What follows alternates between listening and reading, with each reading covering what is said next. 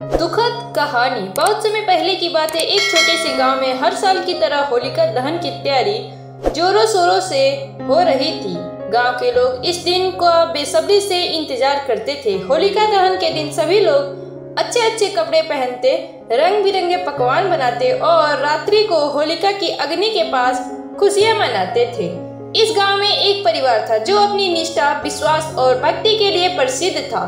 इस परिवार के मुखिया राघव एक बड़े व्यवसायी थे, लेकिन उनका सबसे बड़ा ख्वाब था कि उनका गांव कभी भी दुष्टता से प्रभावित न हो। राघव का मानना था कि होलिका दहन का दिन बुराइयों को नष्ट करने का दिन है, लेकिन वह यह भूल गए थे कि कभी कभी बुराइयां केवल बाहरी नहीं होती, बल्कि वह हमारे भीतर भी बस सकती है। राघव की पत्नी साक्षी बहुत धार्मिक और सहृदय महिला थी, लेकिन एक दिन उनके बीच में एक ऐसी घटना घटी जिसने राघव और साक्षी के रिश्ते को गहरे आघात पहुंचाया।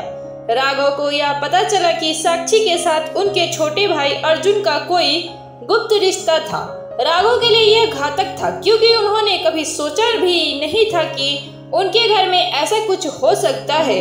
उनका दिल टूट गया। इसकी खबर गांव में भी फैल गई और लोग अब राघव और साक्षी से दूर रहने लगे। इस कच्चे धागे की तरह रिश्ते की बुनाई टूट चुकी थी और राघव को लगने लगा था कि अब वह होलिका दहन की अग्नि में जलने के बजाय इस दुनिया से मुक्त हो जाए। साक्षी का दिल भी चूर हो चुका था, लेकिन उसकी एक बात थी, वह कभी भी होलिका दहन की अग्नि से भागने नहीं जा रही थी।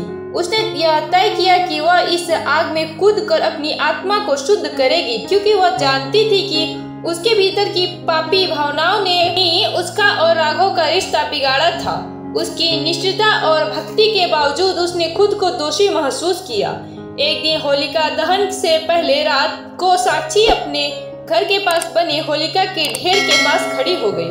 उसकी आंखों में आंसू थे, लेकिन उसका दिल बेहद मजबूत था। राघव ने जब यह देखा तो वह डर से कांपने लगा, क्योंकि उसे एहसास हुआ कि वह जो भी सोच रहा था वह गलत था। उसने साक्षी को रोकने की कोशिश की, लेकिन साक्षी ने उसे मना किया और कहा, यह अग्नि मेरे अंदर की बुराई को खत्म कर देगी और मैं शांति से जीने की कोशिश करूंगा। रात का समय था। होलिका की अग्नि जल रही थी और उसके चारों ओर लोग खुशी से झूम रहे थे, लेकिन साक्षी ने अपने कदमों को उसके पास बढ़ाया और उसमें कूद पड़ी। राघव ने चिल्लाकर उसे रोकने की कोशिश की, लेकिन यह सब इतनी तेजी से हुआ कि किसी के पास कुछ भी करने का समय नहीं था।